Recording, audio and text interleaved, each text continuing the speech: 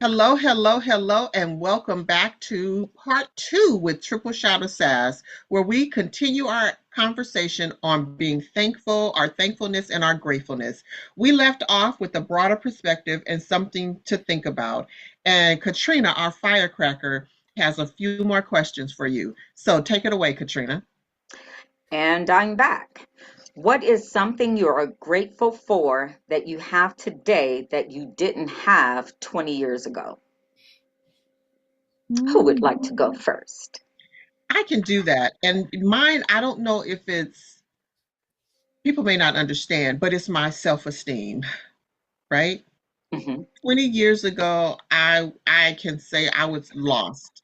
I was so lost. So now I am so grateful that God has showed me, or reminded me that I am his child Hmm. and that who I am and whose I am. And so I'm so thankful for my new way, my new walk. I am so thankful for that walk that the walk that I didn't understand that I had, and people saw it before I did Hmm. years ago. They saw that walk that I didn't see.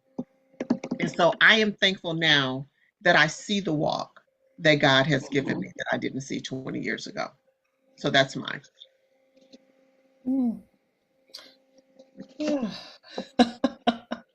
There is so much that I have now that I didn't have 20 years ago.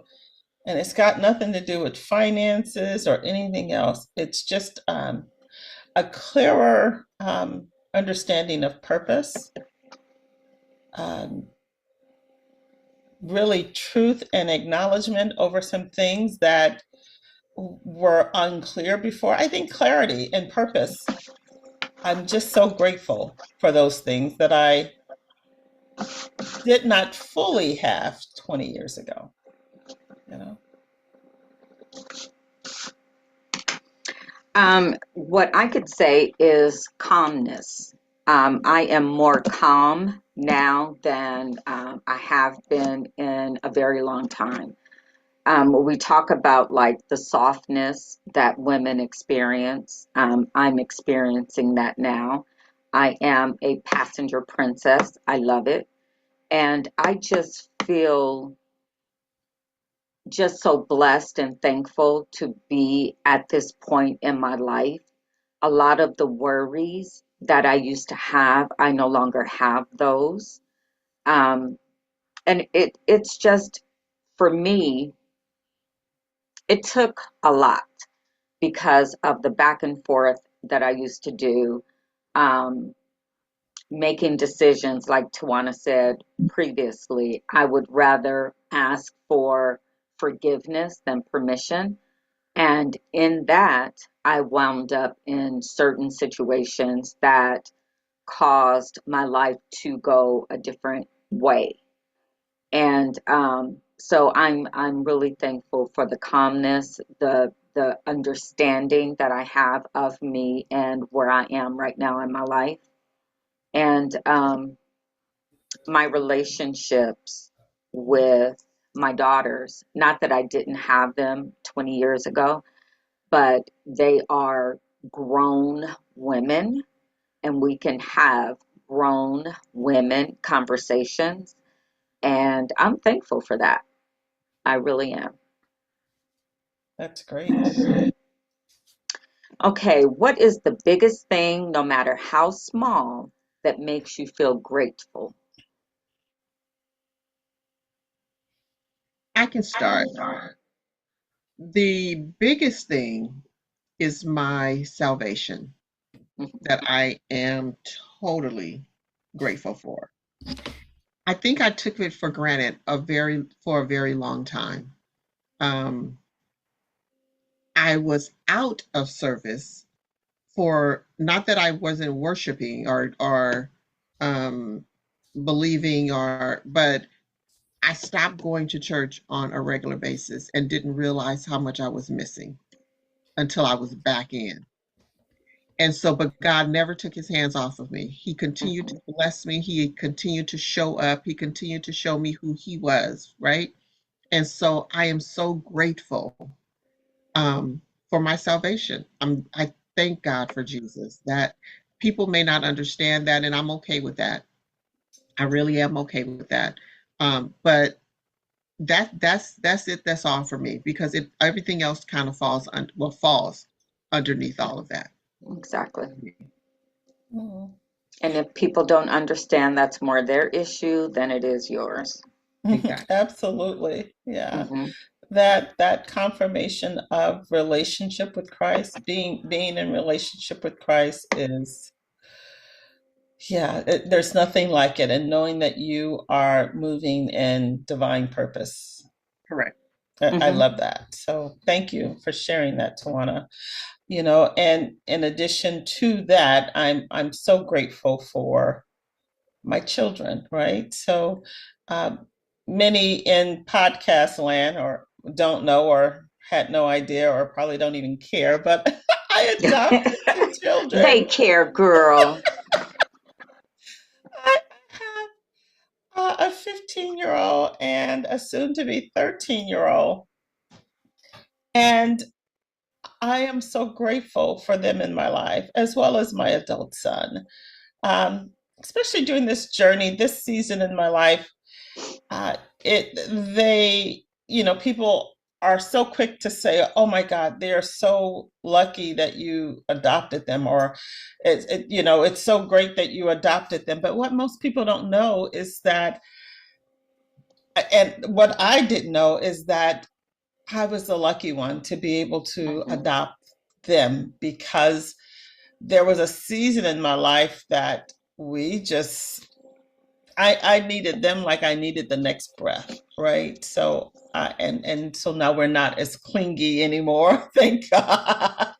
I let them go and grow up a little bit now. But yeah, I'm just grateful for my family. Well, I can say that I'm grateful for, again, my daughters. Having them at such a young age, we grew up together. But when I tell you that first one, Autumn, she saved me.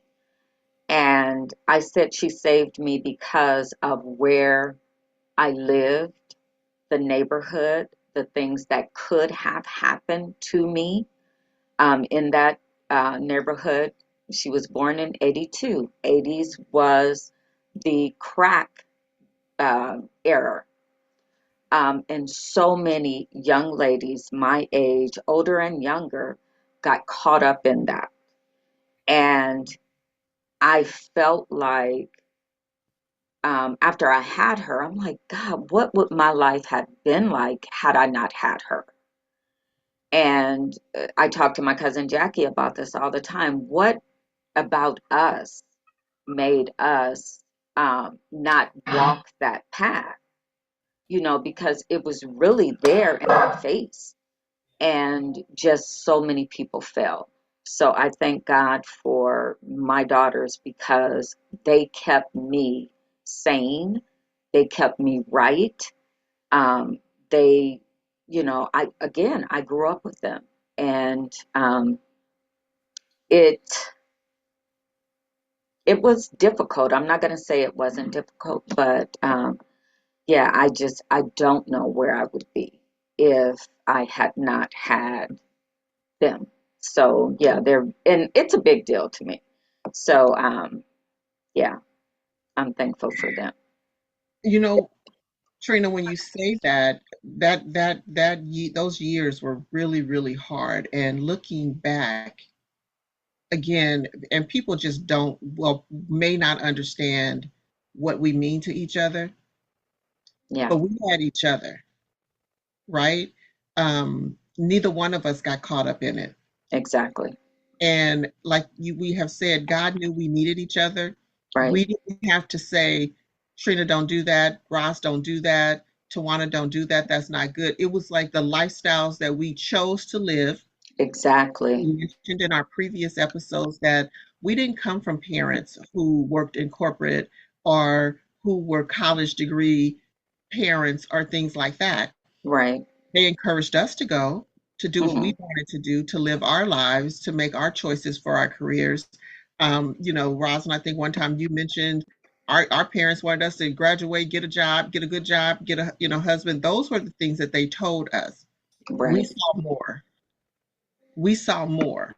And so each one of us have inspired each other Exactly. a little bit more, when it comes to, and I'm thankful and grateful because, and I'm going to toot their horns, and I know that they're proud Toot of me. toot.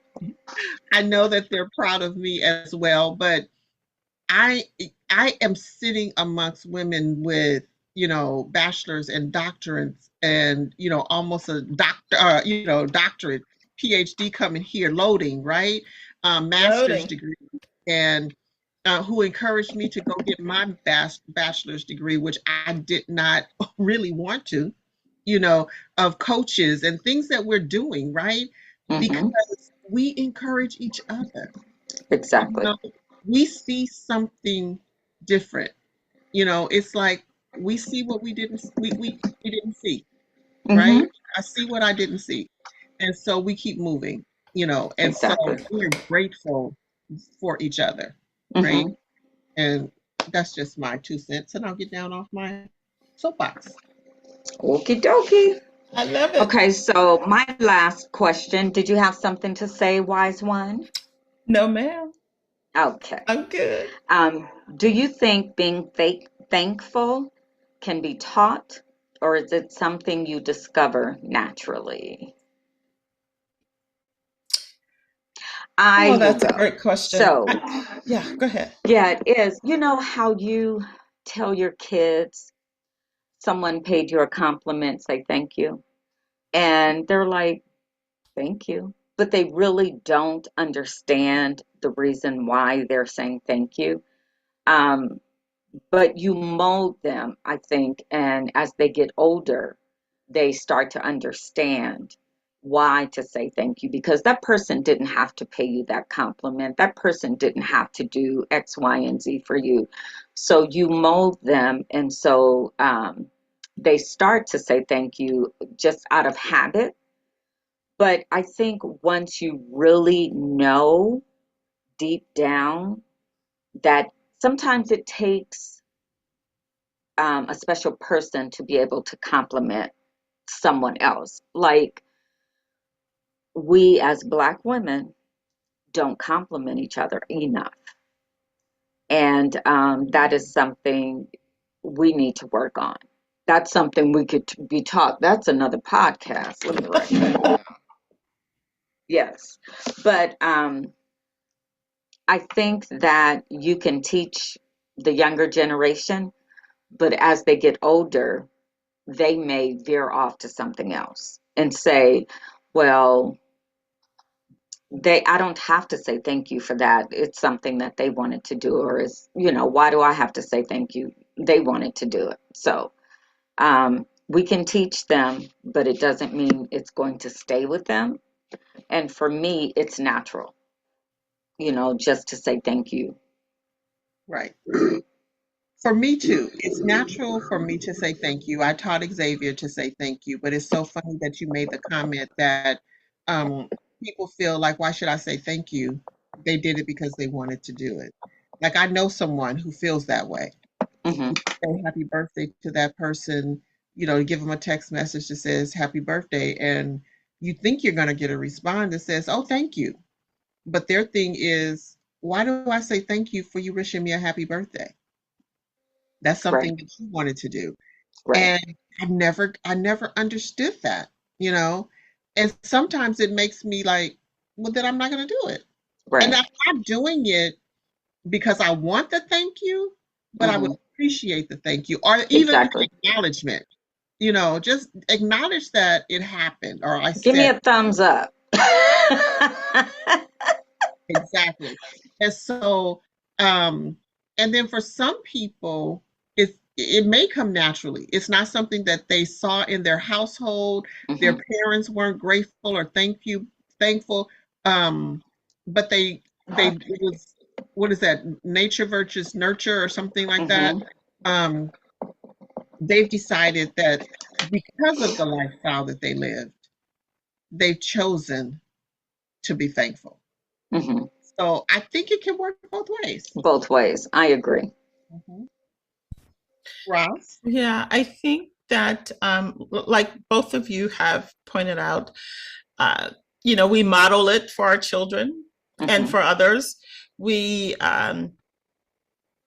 if they give us something, or how kids in the kindergarten, first grade, they bring home the little hand turkey, or the little hand flowers for Mother's Day and all Hmm. that, and we show them gratitude and Exactly. thanks for appreciating what they've done for us. So I think we model it for our children. Like you say, we teach them to respond appropriately when something's given to them or they've gotten a compliment. And so we plant the seeds of Right. thankfulness and gratitude. And to your point, Trina, I think it becomes more of a habit learned over time, that Hmm. they'll like, oh, thank you for this, because they've realized, oh, I've received something, goods or services or whatever that is, and I'm saying thank you. It's a heart posture. But I really believe that thankfulness and gratitude comes, the real gratefulness, I mean, gratitude, I Hmm. think for many it comes after loss, right? Or after the absence of something, or after you did not get something you wanted. And Hmm. then you can reflect on what that would have meant to you, or how you really wanted it. And then you learn to be appreciative for the next opportunity, or for what you have. Or I'm really, over this Thanksgiving break, we're gonna take my kids to the food pantry so we can That's great. this, and then really just show them that we're so grateful that this is here and can support other people, and we can Hmm. contribute to that. But guess what? How grateful we are that we are not in the position today that we Exactly. need to stand in the line to receive those goods. So Great. But it also teaches them that those people receiving the goods are thankful to get them. Yeah. exactly, exactly. So I think we have to model it for them, and we can plant those seeds, and I think life will do the increase. So you plant the seed, and Exactly. God will do the increase. I think life does the increase over time, with the tools that we've given them and what we've shown them how to be grateful. I agree. Yeah. Wow, good job. So Rosalind, Okay, I'm going, go oh, go ahead. ahead, Trina. Go ahead. I'm going to throw it back to the Empire Diva. All righty, all righty, all righty. So again, this is our second half, and we just want to keep it rolling here. So Rosalind is going to take us with our final set of questions for you today. So Rosalind, let's do this. Well, let's see. I'm just so grateful. But at least on this episode, the second half, we aren't with the clinics and the The tissue boxes, right? tears. So I am grateful for that. But while we're in this season of thankfulness, just want to talk about, it's a season of comfort, right? You've got soups, and you've got all of the comfort foods that kind of stick to your ribs and your bones. So let's talk a little bit about, take it back, throw it back, way back to your childhood. You know, what made Thanksgiving magical for you when you were a kid? What were some of your fond memories? Well, for me, because I grew up in a house with my grandmother, my mother, my brothers, uncles, cousins. My grandmother's house was the house where if you didn't have anywhere to go, you can always come to her house. So I remember waking up on Thanksgiving morning to the dressing being made, the turkey, the smell, the pies, the cakes. But leading up to Thanksgiving, we got like the apples and oranges set out on the table and the different candies that you don't see throughout the year. It's like this candy is only out during Thanksgiving and Christmas. And then those nuts, And we had the Nutcracker and all of that. Those are just some of my favorite memories. I mean, I can just see it, envision it right now on our, dining room table. And that was just to wake up to that. And I had a small family. It was me, my two brothers, and my mom. My dad was in the picture, but I didn't live with him. So to have a house full of people during the holidays, I that was a fond memory as well. Yeah. What about you, Tawana? So, what was magical? I think we have oodles and oodles. My mom had 5 children. We all have children, and some of us have grandchildren. And just getting together, my extended family, my Aunt Mary, and Burl, just everybody. So those were my favorite things. That was like all of us in the same house together with Hmm. all the food flowing, and you had a conversation going on this side of the room and a conversation going on this side of the room and a conversation over here, and you were able to get into all the conversations because this year was here, this year was here, and both years was where you were talking, right? But you heard somebody say something over there, and you say, "Wait a minute," da da da da da da da da, and then you come back to what you were talking about, right? And you like you're laughing about it but those were some good times, right? Very good. Those were some good times, and at those times you didn't have to worry about dotting your I's or crossing your T's. I remember someone I invited from work. Her mom had passed away, and her dad and I invited her over to have dinner with us on the holiday. And she was in the kitchen talking to my siblings and my nieces, right? Having our regular families conversation, right? No airs, no anything. We were just at home. And when I came back in the living room, she said, "Tawana, I would not have known that was you unless I recognize your voice." She said, "But the way that you talk is so different than the way that you talk at work." And so she was like, "It's weird." And I said, "Honey, I'm at home. Right. I'm with my family. I don't have to put on my professional voice, or they say now my news lady, Newscaster. my newscaster voice. I don't have to do that, because I'm comfortable at home. This is Hmm. who I am. I'm that at work too because I know how to switch hats and I know how to be professional. But at home with my family, it's up. It's all up. We're It's good. called code switching. I was trying to think of what it is. Code switching. Okay. Okay. Yeah. New words they have now, right? It is definitely code switching. Mhm. That's amazing. I remember being a kid and, Thanksgiving, like Trina said, you wake up to the smell of all of the beautiful things on Thanksgiving Day. But, as a kid, it seemed like my mother would start cooking a week in advance, right? And we all had a chore or something to do. Either we were chopping the vegetables or, the grocery shopping was a whole experience in itself for the Thanksgiving Day. And of course, my family, I just announced that my mother had 14 brothers and sisters, right? So I had a huge family. When I grew up in Indiana, my great grandmother lived right down the street from us. And so that was a huge extended family. So it was magical because all of my cousins, whether we were at my mother's house, my great grandmother's house, my aunt, it doesn't matter. All of the Hmm. cousins and all of the kids would come down from Ohio. They would come down from Detroit. They would come from Mississippi. They were coming from everywhere.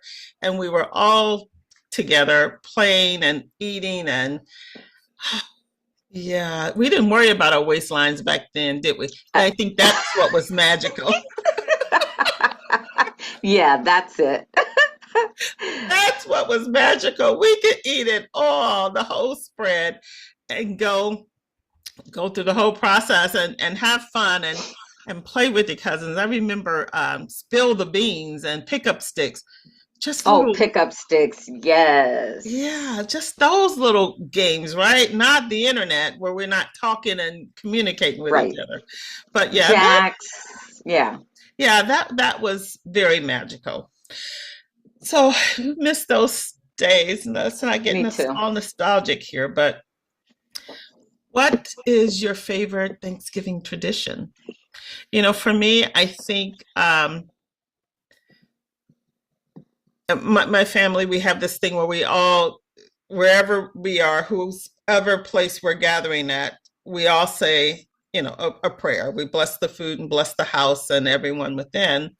And then everyone has to go around and say at least one thing that they're grateful for.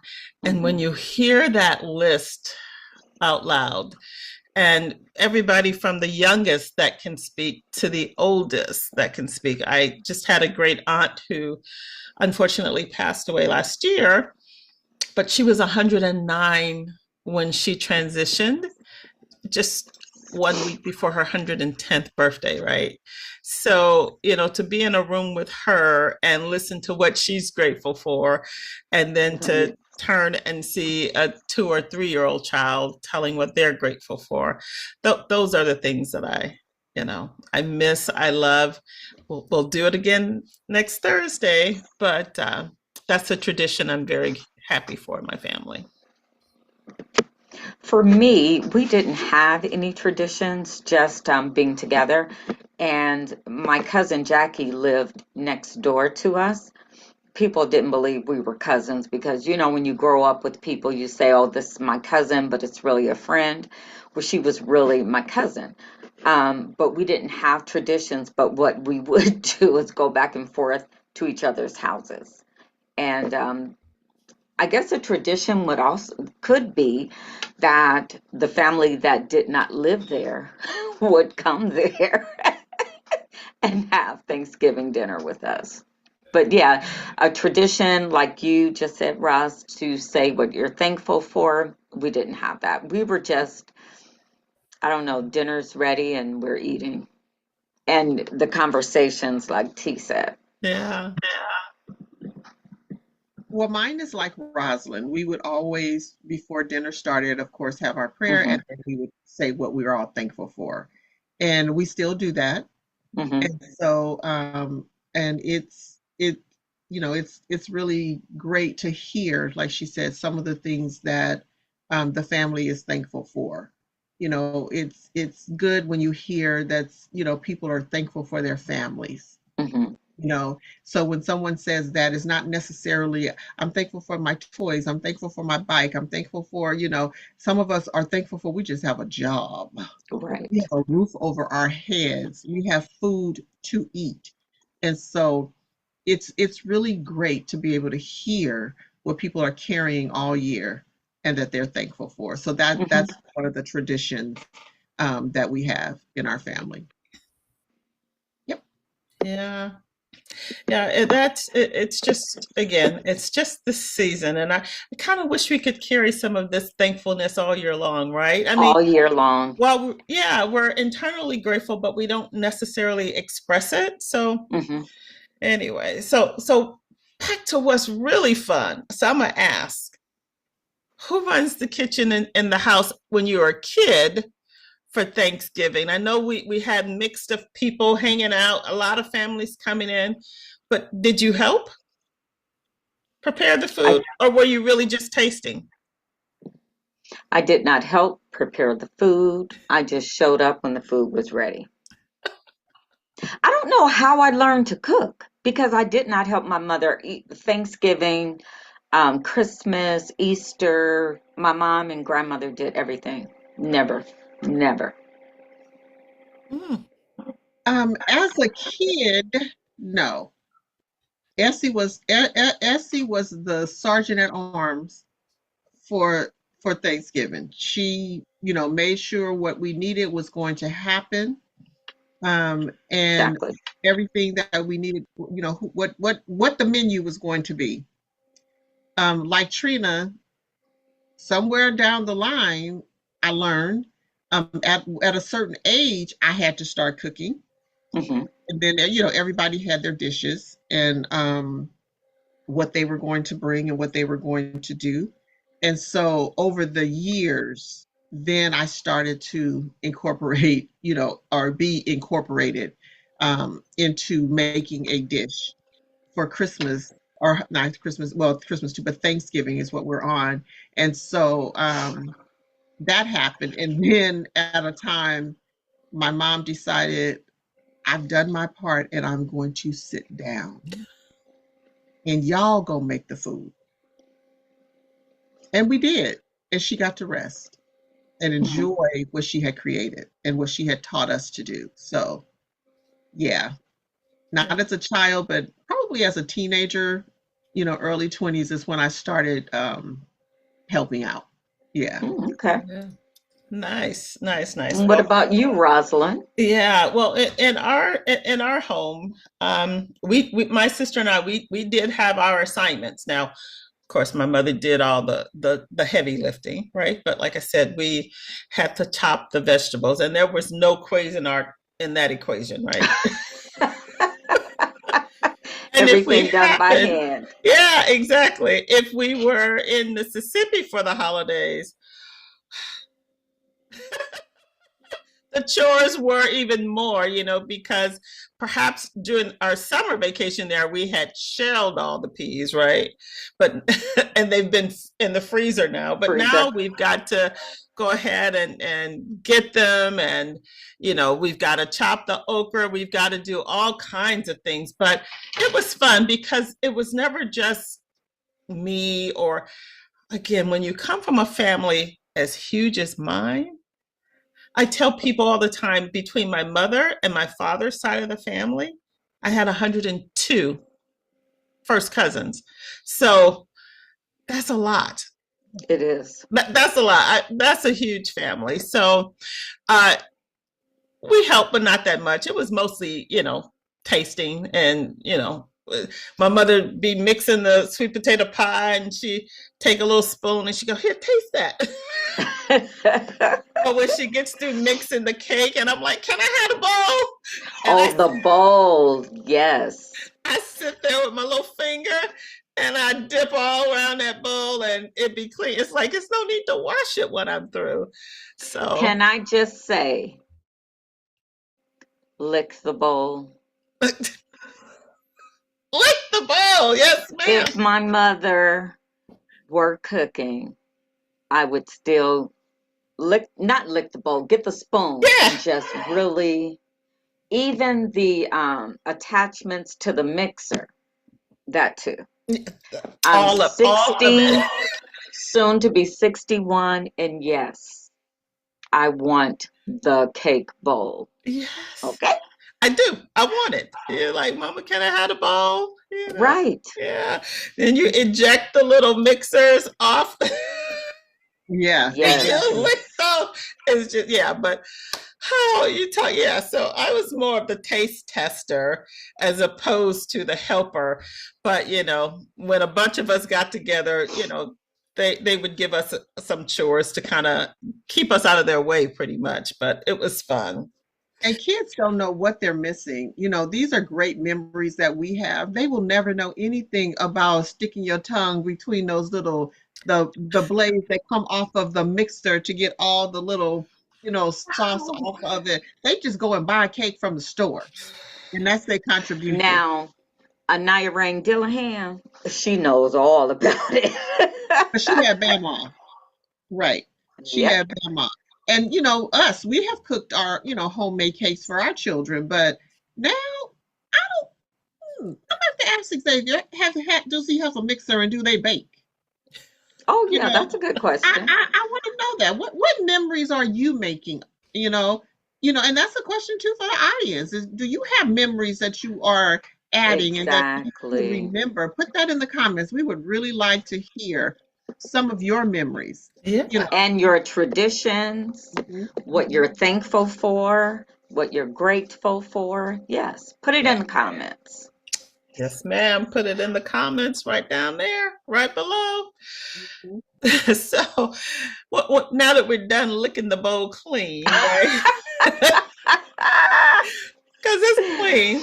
Now we're going to shape shift to when we became adults. Do you remember the first time you hosted Thanksgiving dinner at your place and what it was like? For me, it was when I purchased my first home, and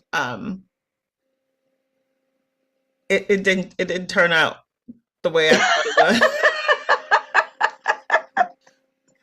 Because I was like, Mom, you don't have to cook. And but my mama is from the old school, so she came with her cornbread dressing.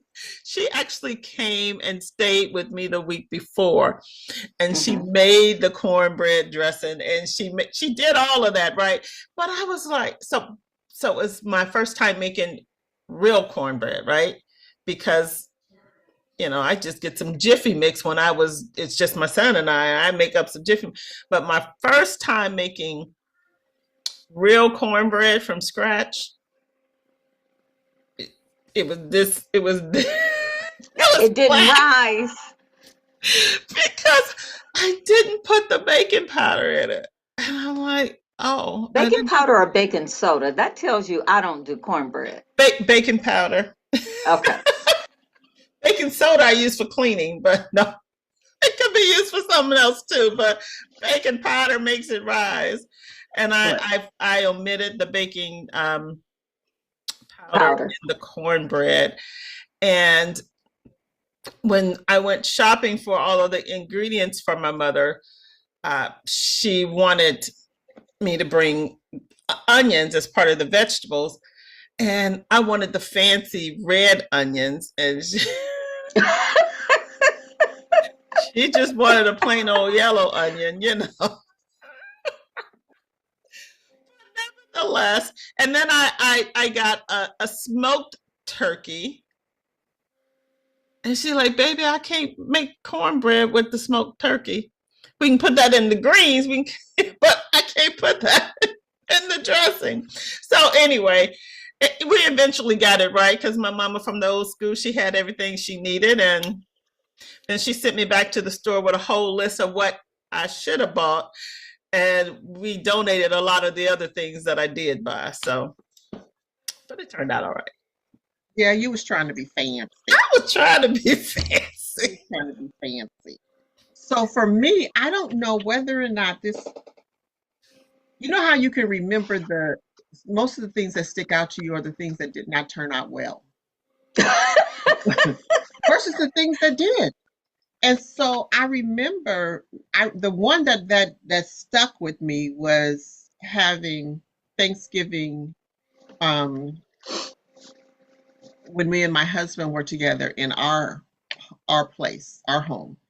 And everyone came over and it didn't turn out well. I mean, the food was there, but I felt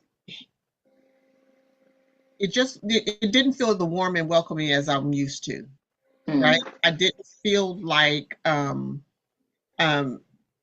it wasn't just joyful. That's the word I'm looking for. It wasn't a joyful Thanksgiving. It Mhm. was it was just people having dinner. It just seemed very cramped. It just seemed and it the atmosphere just wasn't. I didn't know then what I know now as to why. But I remember that, right? And so I was like, yeah, this wasn't good for me Mhm. hosting. But baby, God has given me a whole nother chance because Tawana is hosting this year and Woohoo! she's excited about it. She is excited about it. So my family is coming here to me this year for Thanksgiving, and I am so looking forward to this. I am That's really excited about good. it. I have plans, I have games, I have all that ready. All the All things. the things um ready. And I'm looking for a joyful time and everybody just being relaxed and being able to enjoy each other and taking away some great memories. And I'm bringing back some of the traditions that we used to do. So, yeah. Okay, mine's really quick. I'm 60 and I've never hosted, and I'm good with it. Okay. I cannot make cornbread dressing. I make jalapeno cornbread, but that's not for dressing. I can't make gravy. I think I can now because I've been making my roux for my gumbo. But no, I'm good with it though. Well, I Yep. make dressing because thank God for TikTok. Hmm. So I learned how to make dressing 2 years ago because, like as Rosalind, my first dressing was horrible. You could stick a fork and it just stuck. Or you had to dig. It was so hard and you had a whole little roads going through it. It was bad. Nobody could eat it. Nobody could eat it. But baby, Tawana has learned. I'm so proud of me. Thank you for TikTok and thank you for whichever Clock one. it. Tell me which one, and whichever one of you guys sent me that guide that I start following, and now I know how to make dressing. Hmm. Roz. Yes, Roz. So thank Yes, I you sent for that that. to you. I am now making dressing, and they like it. I like it a lot. All They right. like it. I think that is all of my questions, and we're going to go ahead and toss it back over to the Empire Diva. All righty, all righty. As we wrap up today's episode, we want to pause and reflect on the power of gratitude. Thankfulness isn't just about saying thank you, it's about recognizing the moments, the people, and even the challenges that shape us. When we choose to live with gratitude, we invite joy, resilience, and connections into our lives. So, whether you're thankful for family, friends, opportunities, or simply the breath in your lungs right now, carry that spirit with you beyond the podcast. Gratitude grows when it's shared. So tell somebody today that you appreciate them. Thank you for spending this time with us. Your presence here means more than you know. Until next time, keep finding reasons to be thankful and let that thankfulness light the path ahead. Please remember, thankfulness is about recognizing the value in moments and people, even if they come with challenges. Happy Thanksgiving from Triple Shot of Sass. We will see you later. Thank you and bye. See you on Triple Shot Tuesday. Yes. Yes.